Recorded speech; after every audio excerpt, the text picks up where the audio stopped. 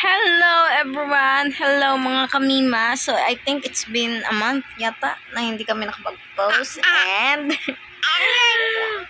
this is my daughter now, 12 months old.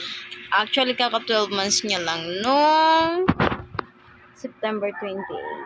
Right, Teddy? And actually it's so hard. And I can't believe it na 12 months na siya.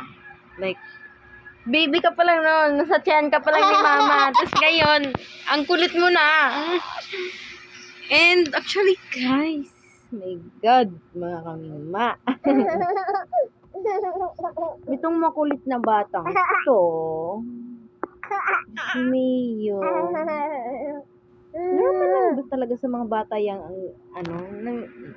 kagat ng kagat. Like actually kinakagat niya ako lagi eh. Kaya puro nagkanda sugat-sugat ako sa batang to. So, anyway, let's talk about her birthday again. So, nung birthday niya, okay naman. Yun lang. Okay naman. Goods naman. Kasi 1 year old na. Kasi 1 year old na siya. Goods naman. Okay naman. As far as it goes, okay naman. Wala namang gulong. Hindi naman nagkagulong. Yun, okay lang. Okay na. So, actually, my daughter is a Libra sign and I'm also a Libra sign. I'm 23, September 23, and my daughter is September 28. So, same kami ng zodiac sign. And I just turned 20 noong September 23 ako. Ay, Diyos ko, huwag ka nga magat na eh.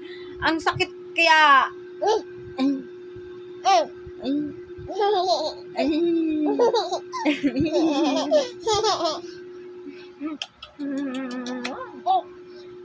Ikaw dito ka kasi tumingin sa camera. Oh. Dito ka tingin camera. Oh. Silip. Tumingin ka camera. Ay. So, ganyan kakulit yung aking daughter. Sobrang kulit.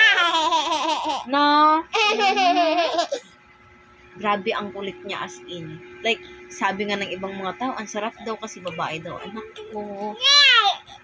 Hindi daw mabilis, hindi daw mahirap talaga. Ay, Diyos mio, tingnan mo ba naman siya ngayon? Tingnan mo ba naman ngayon? Ito pa lang isa, pero grabe, umaakyat na. Umaakyat sa mga, sa sopa, kung hindi, sa storage bag, kung hindi, sa mga karton. Diyos ko! Ay, huwag ka mga gat! So, anyway, guys, babush. Update ko na lang kayo later.